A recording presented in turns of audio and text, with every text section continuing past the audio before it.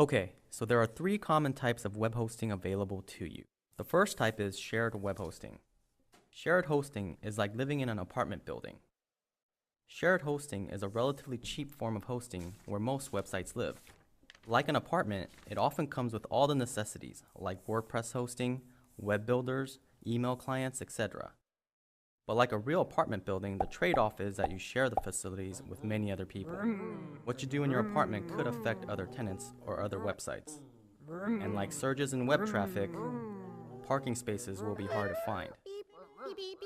Likewise, if you have a lot of parties, you'll probably be talking with building management or the systems group about moving to a different space. The second type of hosting available is virtual private servers.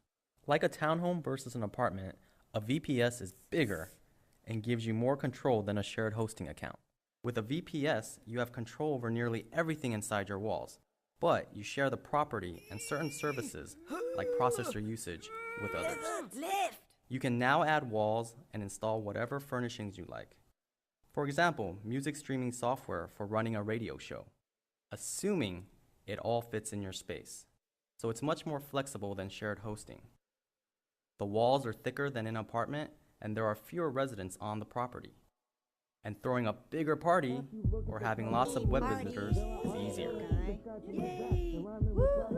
The last type of hosting is known as dedicated servers. A dedicated server is like owning your own home. It's basically a box with all the computer bits in a remote rack somewhere. Having a dedicated server is like owning a big house on a hill. The property is completely yours. You can move walls, build a deck or a pool. In computer terms, that would mean buying as many resource upgrades as you could afford.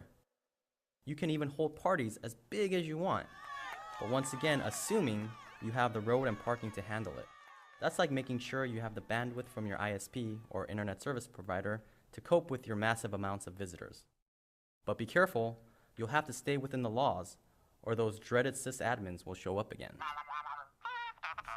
There you go, and that's what web hosting is all about.